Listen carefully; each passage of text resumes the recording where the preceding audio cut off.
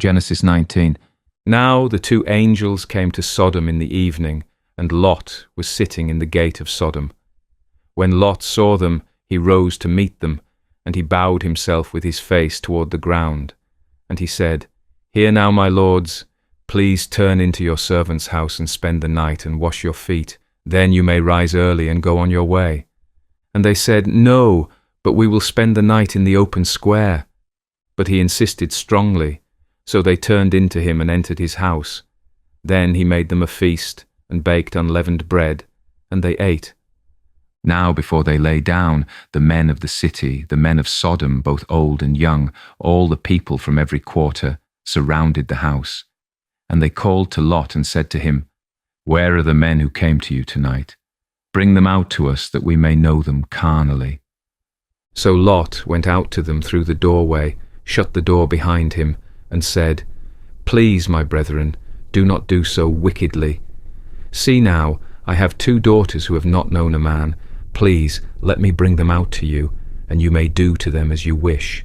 Only do nothing to these men, since this is the reason they have come under the shadow of my roof. And they said, Stand back. Then they said, This one came in to stay here, and he keeps acting as a judge. Now we will deal worse with you than with them. So they pressed hard against the man Lot, and came near to break down the door. But the men reached out their hands and pulled Lot into the house with them, and shut the door. And they struck the men who were at the doorway of the house with blindness, both small and great, so that they became weary trying to find the door. Then the men said to Lot, Have you anyone else here? Son-in-law, your sons, your daughters, and whomever you have in the city, take them out of this place, for we will destroy this place, because the outcry against them has grown great before the face of the Lord, and the Lord has sent us to destroy it. So Lot went out and spoke to his sons-in-law, who had married his daughters, and said, Get up, get out of this place, for the Lord will destroy this city. But to his sons-in-law he seemed to be joking. When the morning dawned, the angels urged Lot to hurry, saying, Arise, take your wife and your 2 daughters who are here, lest you be consumed in the punishment of the city. And while he lingered, the men took hold of his hand, his wife's hand, and the hands of his 2 daughters, the Lord being merciful to him, and they brought him out and set him outside the city. So it came to pass, when they had brought them outside, that he said, Escape for your life. Do not look behind you, nor stay anywhere in the plain. Escape to the mountains, lest you be destroyed. Then Lot said to them, Please know, my lords, see now, this city is near enough to flee to, and it is a little one. Please let me escape there. Is it not a little one? And my soul shall live.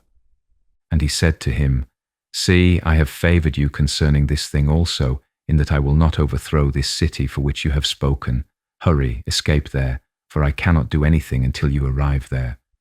Therefore the name of the city was called Zoar. The sun had risen upon the earth when Lot entered Zoar. Then the Lord rained brimstone and fire on Sodom and Gomorrah from the Lord out of the heavens.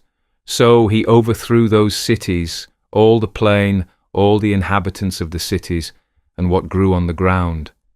But his wife looked back behind him, and she became a pillar of salt. And Abraham went early in the morning to the place where he had stood before the Lord. Then he looked toward Sodom and Gomorrah, and toward all the land of the plain, and he saw, and behold, the smoke of the land, which went up like the smoke of a furnace. And it came to pass, when God destroyed the cities of the plain, that God remembered Abraham, and sent Lot out of the midst of the overthrow, when he overthrew the cities in which Lot had dwelt. Then Lot went up out of Zoar and dwelt in the mountains, and his 2 daughters were with him, for he was afraid to dwell in Zoar, and he and his 2 daughters dwelt in a cave. Now the firstborn said to the younger, Our father is old, and there is no man on the earth to come in to us, as is the custom of all the earth. Come, let us make our father drink wine, and we will lie with him, that we may preserve the lineage of our father. So they made their father drink wine that night. And the firstborn went in and lay with her father, and he did not know when she lay down or when she arose. And lie with him, that we may preserve the lineage of our father. Then they made their father drink wine that night also, and the younger arose and lay with him, and he did not know when she lay down or when she arose. Thus both the daughters of Lot were with child by their father. The firstborn bore a son and called his name Moab. He is the father of the Moabites to this day.